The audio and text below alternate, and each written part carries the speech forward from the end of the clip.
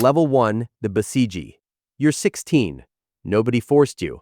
That's what you tell yourself. But the neighborhood mosque has been running recruitment sessions every Friday for 3 years, and your father attended every one. And the posters on your school wall show young men in uniform looking like they belong to something larger than themselves. You sign up for the Basiji. Training is 3 weeks.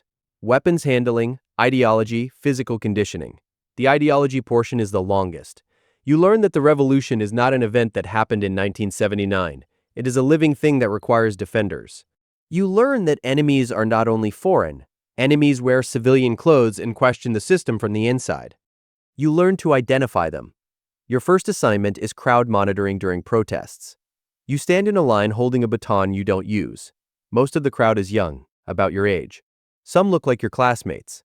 After the crowd disperses, your commander says you did well. You feel proud. You don't yet understand what you've joined. You think you've joined a uniform. You've actually joined a system. Level 2, the conscript soldier. You're 18. Military service is mandatory. 2 years. You're assigned to the Artesh, the conventional army, not the IRGC. The IRG gets the missiles, the budgets, the influence. The Artesh gets the border posts. One evening, a soldier in your unit receives a letter from his mother. Prices have doubled. His sister couldn't afford university textbooks. The sanctions are making everything harder. He reads it twice and folds it carefully.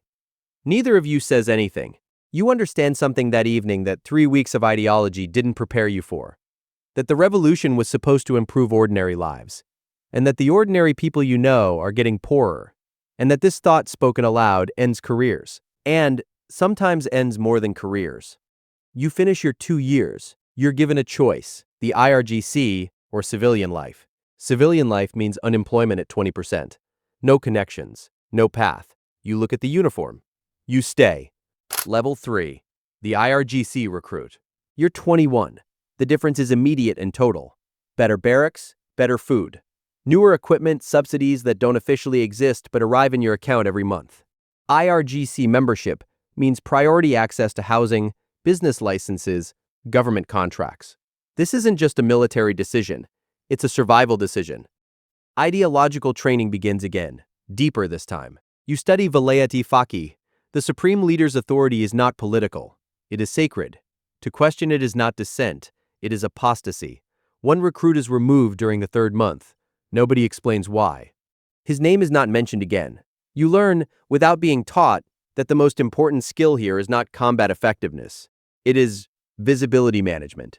Being seen doing the right things, never being seen doing the wrong things, and knowing precisely what each category contains. Level 4, the Quads Force. You're 27. You've been noticed. Not for heroism, for consistency. For never complaining in writing, for attending sessions that were voluntary in the way everything here is voluntary. A senior officer approaches you quietly. A transfer opportunity. The Quds Force operates beyond Iranian borders. Iraq, Syria, Lebanon, Yemen. It trains allied militias, moves money, weapons, and personnel across 7 countries without leaving official footprints. It is simultaneously a military force, an intelligence operation, and a foreign policy instrument. Your first deployment is Iraq. Advisory role, officially. These men are not Iranian soldiers. They have their own loyalties and their own grievances. Your job is to align their effectiveness with Iranian objectives without ever making them feel like instruments of Iranian policy. You are 27 and you are learning that war is mostly administration. You come home 6 months later and something has shifted. The map no longer looks like countries. It looks like a network, nodes and pressure points. And Iran is not a country surrounded by enemies. It is a country that has learned to operate inside the chaos of its neighbors. Level 5, the field commander. You're 33. You're in Syria. You sleep in a compound that used to be a school. Sandbags cover the windows. Electricity runs 4 hours a day. You've been in 3 firefights in 2 years, not leading charges, but present when plans made in briefing rooms met the reality of streets where everything was different. You lost 2 men, not Iranian soldiers officially, affiliated personnel. Their deaths don't appear in state media. Their families receive payments through channels that don't have names. You write the reports. You use language designed to accurately describe events while making them impossible to trace. One evening, you watch a drone circle overhead. You can't tell whose it is. American, Israeli, Turkish, Russian. All of them are watching. You think about the children who sat in this school's classrooms. You think about where they are now. You don't write that thought in any report. Some thoughts exist only in the space between what you know and what you're allowed to say. Level 6. The senior officer. You're 41. Back in Tehran, a senior position in operational planning. Rooms where phones are not permitted. Notes are memorized, not written. Proxy network assessments. Contingency planning for American carrier groups in the Gulf. Analysis of Israeli strike capabilities. You are a trusted asset. Larger apartment. Your children attend a school for IRGC families.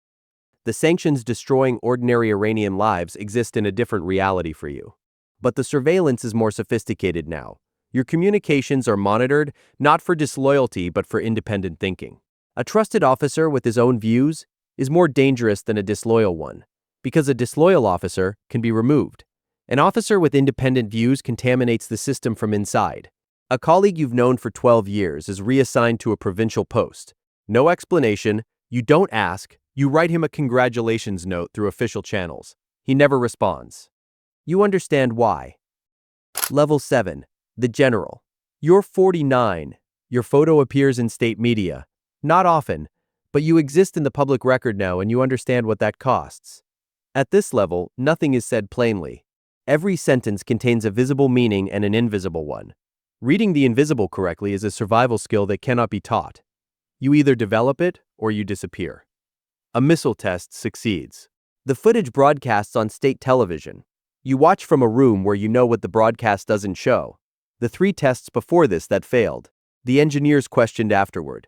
The pressure from a geopolitical deadline no broadcast will ever mention. You clap when the others clap. You watch the supreme leader's face and read what you always try to read, whether the approval is real, whether yours is still intact. Level 8. The inner circle. You're 54. You are one of approximately 12 men who know what Iran actually intends to do. Not what it says publicly, not what it tells its proxies, what it actually intends. A room without windows, once a week. No phones, no records. Decisions made here shape events in 7 countries without leaving traceable origins. You have power that would be incomprehensible to the 16-year-old holding a baton outside a mosque. But the man at the head of the table has removed 3 of the last 7 people who sat in your chair. Not for disloyalty, for proximity to failure. A drone strike kills a commander you worked with for 20 years. His network, which you helped build, is disrupted. An investigation begins quietly. The questions are not about grief. They are about exposure. Your name appears in the internal summary. Not as a suspect. As a person of interest in an operational security review, you understand the difference between those 2 categories is approximately 6 weeks. Level 9. The disappeared. You're 57. You are not arrested. Arrest creates records. Records create questions. Questions create attention. Instead, your clearance is reviewed. The review takes longer than it should. During the review, you're asked not to attend certain meetings. During those meetings, decisions reshape the structure you spent 30 years building. Your driver is reassigned. Your office relocated. Your phone replaced. Within 3 months, a younger general occupies your position. He is 43, careful, loyal. His photograph appears in state media more than yours ever did. You wake up at 5 a.m. because your body still remembers training. You eat breakfast alone. You read reports that used to require your signature. They are signed by someone else now. You understand the system completely. You always did. It does not reward excellence. It rewards proximity to success and distance from failure. You were excellent for 30 years. Then something failed near you. That's the only biography that matters now. The Revolutionary Guard has outlasted every American president who swore to dismantle it. It has outlasted sanctions, assassinations, and the deaths of generals whose names became symbols. It survives because it is not a military organization. It is a loyalty machine. And loyalty machines don't need the best soldiers. They need soldiers who understand at every level of their career that the most dangerous thing in the room is always the chair next to power. The one that just became empty. But here's the real question. They survived everything America threw at them for 40 years. Does that mean they can survive a real war? Or just a cold one?